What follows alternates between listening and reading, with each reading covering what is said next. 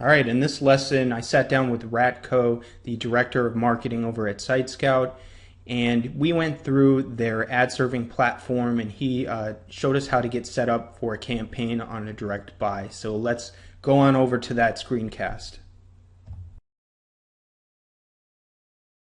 Okay, so this is basically the homepage of the ad server.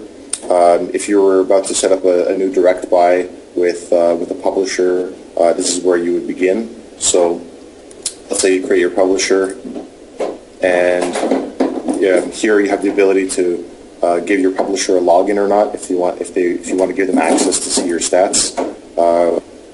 Most cases, I don't think that's going to be the case. So let's say you were doing a buy on like Fox News, right? So you put in like foxnews.com, and then the username doesn't really matter. So we just put in, let's say, Fox News, and so this is going to actually create the publisher in your master list, and then after that, then we'll actually create the placements. So now we're inside the publisher. Inside the publisher setup, and so let's say you bought a 300 by 250 above the fold, right? That's where you create the placement here. So give it like a meaningful name, like 300 by 250 above the fold, and then cost metric. Here you have different metrics that you can do it by. Most of the time, it's going to be CPM. But it might, if it's a smaller publisher or someone who has you negotiated a flat rate, you can put that in here too. For this, we'll just put CPM. It's more common. So let's say it's $2. Let's say that was a CPM that you negotiated. You put that in here. Click tracking, you can put raw clicks or unique clicks. Raw is pretty good for most cases. Here it's already set. You basically set the size. So we'll leave it at 300 by 250 since that's what we wanted.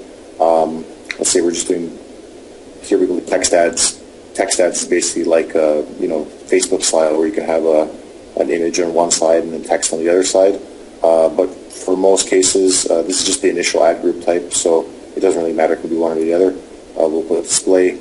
If we want targeting and day parting, geo-targeting and day parting, we'll enable that.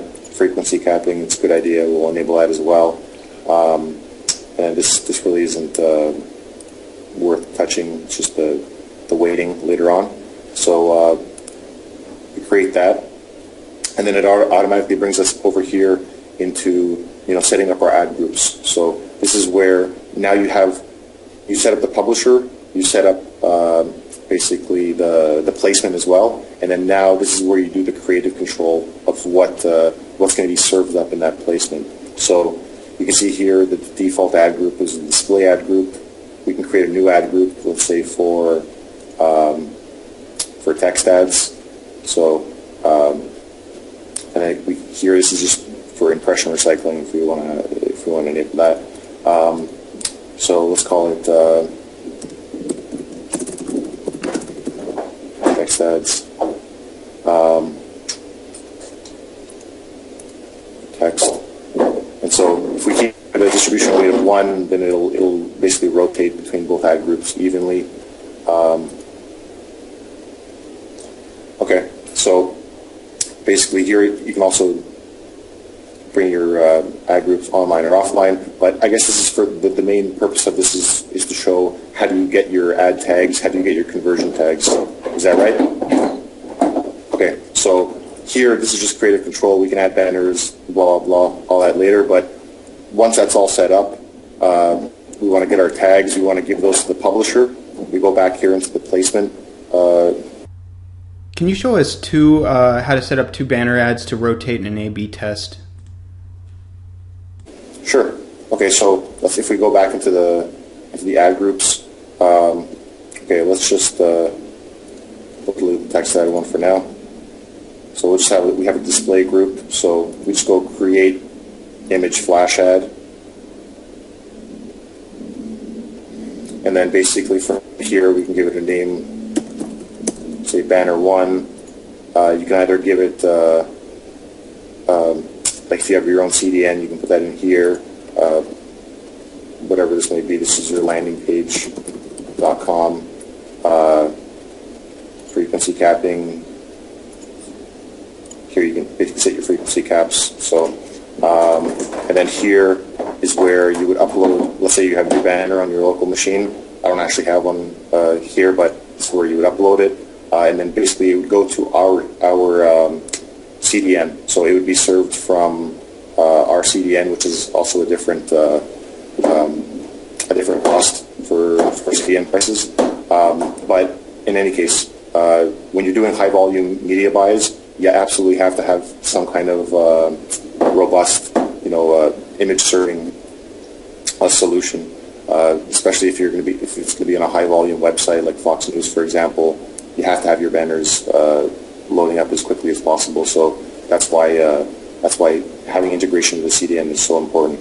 So this is where you basically create, both of the banners. You would add them to your ad group, and then based on weight, you could give one more weight than the other. So if you had one banner that you knew performed really well, you'd probably give that one the most amount of weight, and then if you had any kind of new creatives that you were just testing out, you'd give them a lower weight, so maybe like 9-1 or something like that. So now we want to give the tag to the publisher. We have both of the banners in our ad group. We have creative control, so we don't have to ask them to upload a new banner. We can always control it from our ad server. Now this is where you would generate the tags to give to the publisher. Personally, I like the idea of an iframe more than a script. Sometimes JavaScript might be disable for whatever reason. Iframe is pretty reliable. So click macro is required sometimes if you're using other ad servers that want to track your clicks through other ad servers, or if you want to track your clicks, for example, on other advertising platforms. Sub ID is pretty straightforward if you want to insert your sub ID from another tracking platform, and then if you're using Cypher RTB, it basically gives you a custom tag. But for most cases, you can just basically leave it as is. Sub ID is just kind of like a nice to have sort of thing. But for most cases, you can just leave it as is, and then you just basically copy and paste this, send it as an email to your publisher, and they'll put it into their software, into their ad serving solution. So that's how you would get the tags for your placement. In terms of setting up your conversion tracking, here we will call them actions. So again, this is a testing server, so there's a bunch of stuff here. But let's say you wanted to, you call it, your product sale, and then whatever the revenue might be, $20. And then here you can also put additional like piggyback pixels, basically, right? So if you wanted the site scout pixel, whenever the site scout pixel, tracking to a 2, for example, and you had a pixel tracking to a 2 pixel, you wanted it to fire, I don't know, from here, or if you had your certain networks pixel. Sometimes people want it. It really depends, or it really depends if you're using another third-party pixel. It just kind of it all depends on how you want to structure it, but it just it's really just for efficiency more than anything else. Sure. So let's say you create for most people that's not going to be necessary. That's kind of an advanced thing, anyways. So for most people, you put your product or your whatever you want to name your conversion, some kind of meaningful name. Then you give it a revenue number.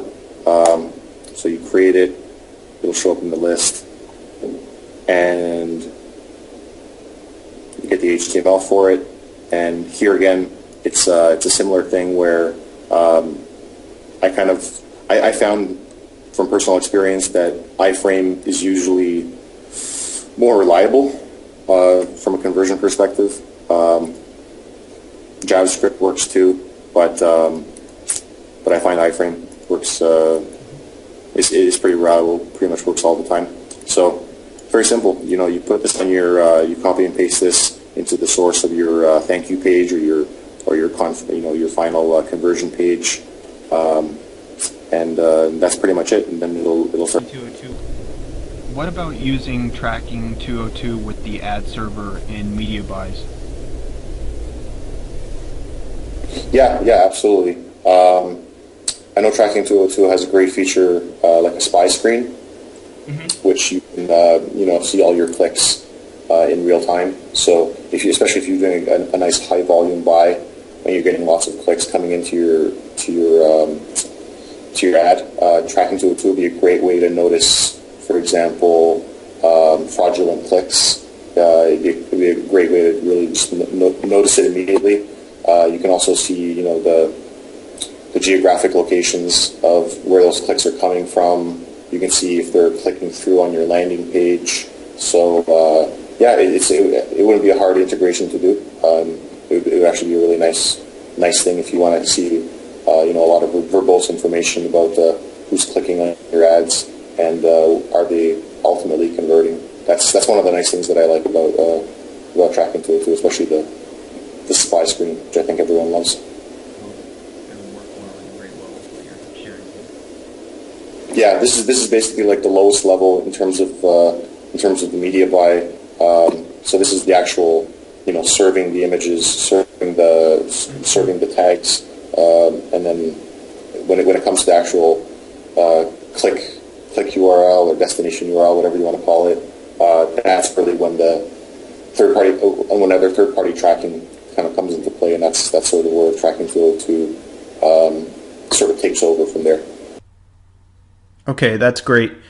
Can you talk a little bit about how long we should give our banner a run as far as impressions and time goes before we can start measuring and declare a winner or cut our losers? In general, I don't know where this came from, but it's usually like it's a pretty good indicator. Is it can be anywhere from 5,000, 10,000, 15,000 impressions, as long as they're pretty evenly distributed among two banners. Obviously everyone thinks CTR is a great way to look at it at first, but I guess it really depends. I mean, if you're tracking all the way down to the conversion and you know exactly what your eCPA is, I think that's the ultimate metric to look at. So even if one banner is outperforming another in terms of click-through rate, that just might be for. It depends on how the ad itself. But let's say it's an ad that invokes a lot of curiosity, and there's a lot of people that are just clicking on it because they don't know exactly what it is, or because it has something that's drawing them to click, but they're not quite sure, so they're not very qualified. They might be clicking through and then not ultimately converting. So whereas another one might have a lower click-through rate, but it's very clear what the offer is, what's being advertised, and so even though it might have a lower click-through rate, it might have ultimately higher conversions, and so that's where CTR kind of it fails a little bit, and you have to look beyond that. You have to look at what is it actually? Is it actually producing conversions? And another thing to look at as well is maybe even bounce rate on your landing page. So one might be getting lots of clicks, but ultimately has a super high bounce rate on your landing page, whereas the other one might not be getting as many clicks, but people stay on the page much longer. They're more curious. They might actually ultimately convert. So I think that's where when you're comparing two creatives, you really have to go beyond just the click and just look at other metrics like the time on landing page, bounce rate, and ultimately, I think the cost per acquisition. What's the actual CPA or eCPA of each of the ads? Yeah. So yeah, in terms of just how long should you wait? Really, when you think about it, 10,000 impressions, 20,000 impressions isn't even that much, but it's something to start with. If you want to, I always think the more data you have, the better. So when you're thinking like from a minimum point of view, that's what I would say. But I would always say that the more data you have, the better. And especially if you're, the further you go, things change over time. So, for example, people become accustomed to creatives that are running on a site for a long time. So you might notice that something might become exhausted pretty quickly. So it might perform really well for the first 24 hours or 48 hours, but then the performance might diminish after that. So you always need to be sort of testing new things, and that's sort of part of the art of media buying. Okay, that's great. While I have you here, I might as well ask you, can you share with us some of the special features that the SiteScout ad server has in comparison to maybe some of the other ones that are out there? Yeah, there's, I guess while we're on the screen, we have, there's an ad vault. So basically, when you're creating a new campaign, you don't always have to re-upload your banners. You can just store them. So that's just one feature. But I think the more popular features are container ads. So let's say you create let's see here. Let's create the text ad group. We did this before. Text ads.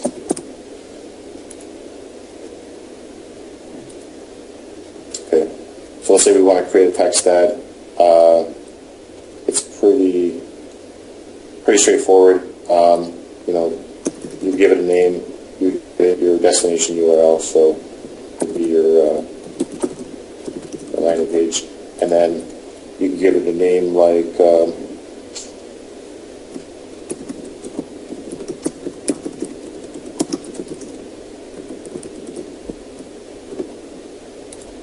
and yeah. So you can see there's also the city macros in there. So you can say I don't know.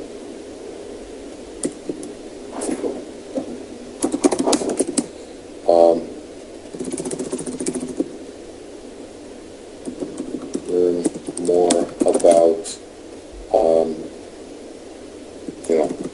XXX in city, and it'll basically replace city with whatever the city is of the user that's doing the ad. So and then here it's basically the style image. I think it's a 100 by 75.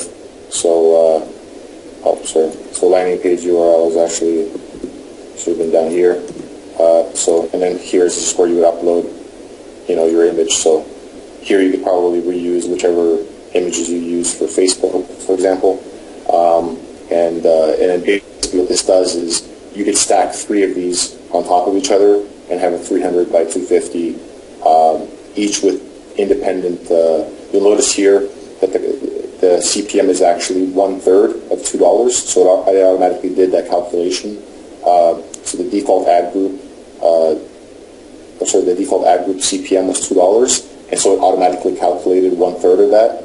And so when it's doing stats later on, you'll actually get what the individual stats are for each of these, for each of the ads that are in your container, so to speak. So it's great. People love that. It gives you the ability to test multiple creatives within one impression, or multiple offers within one impression, and so people are really fond of that. And especially, I'll show you up here. We have a style section, which basically lets you create custom styles for your ad group. So here you can mess around with the CSS, and you can actually make the style of the text ads match, for example, the publisher's the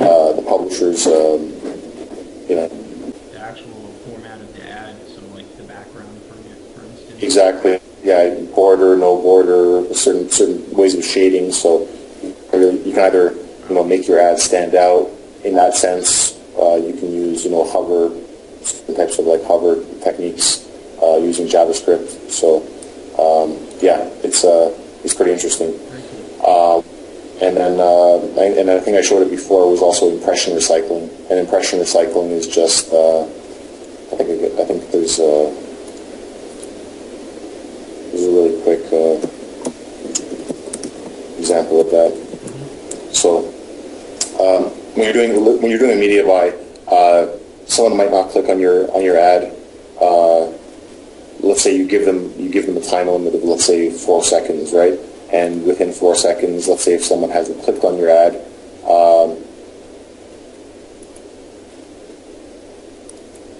if someone hasn't clicked on your ad, you can say, okay, show them another ad. And so this is sort of what impression recycling does. So you can basically take as many stabs as you want at getting the user to click on your ad. So basically, if somebody doesn't like one banner, you show them another banner 4 seconds later, or 3 seconds later, or 5, whatever the case may be, and you can set that up in your ad groups so that Can you rotate a standard banner with one of the ad containers that has 3 text ads in it?